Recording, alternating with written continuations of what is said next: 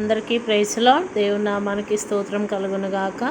ప్రభు మనకిచ్చిన మరొక నూతనమైన దినమును బట్టి దేవుడికి స్తోత్రం. మరి ఈరోజు దేవుడు మనకిస్తున్నటువంటి వాగ్దానము లూకాసు వార్త 18:1. విసుకక నిత్యము ప్రార్థించుడు.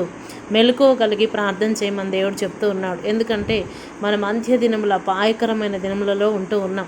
పట్టు విడవక మనం ఏమాత్రం కూడా విసుగు చెందకుండా ప్రార్థన చేయాలి.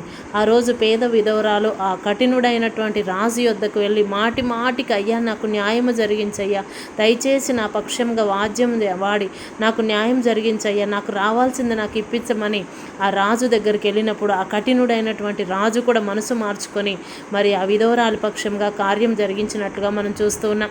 అయితే మరి ఈ లోకములో ఉన్నటువంటి ఆ రాజే అంత మంచి హృదయమును కలిగి ఆమెకి న్యాయం చేస్తే, మన దేవాతి దేవుడు నీ కొరకు నా కొరకు ప్రాణం పెట్టినటువంటి పరలోక తండ్రి, మరి మన కొరకు సమస్తాన్ని ఇచ్చివేసినటువంటి పరమ తండ్రి యొద్దకు మనం వెళ్ళి విసుకక నిత్యము ప్రార్థించినప్పుడు దేవుడు గొప్ప కార్యాలు చేస్తాడు. కాబట్టి ఈ వాగ్దానం మనందరి జీవితంలో నెరవేర్చమని ప్రార్థన చేసుకుందాం. స్తోత్రము నాయన, పరిశుద్ధులైన తండ్రి, నీకు వందనాలు, స్తోత్రాలు ప్రభా. అయ్యా మాకు ఇచ్చిన ఈ వాగ్దానం కొరకు వందనాలు నాయన.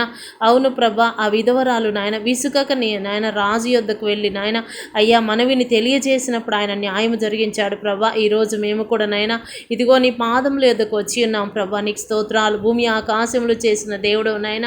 అవును ప్రభా, మనుషులను ఆశ్రయించుట కంటేను, భూరాజులను ఆశ్రయించుట కంటేను యెహోవా నేను నా పాదములు ఆశ్రయించుట మీకు మేలుకరం అన్నావు నాయన. ఇదిగో నీ పాదములు పట్టుకొని అడుగుతూ ఉన్నాం.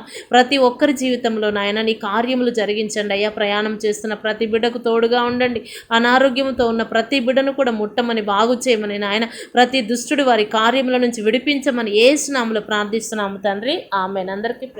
అందరికీ ప్రైజ్ లార్డ్. ఈరోజు జన్మదినం జరుపుకుంటున్న వారికి హ్యాపీ బర్త్డే అండి. మ్యారేజ్ జరుపుకుంటున్న వారికి హ్యాపీ మ్యారేజ్ డే. వాక్యాన్ని అందరూ కూడా వినండి, లైక్ చేయండి, షేర్ చేయండి.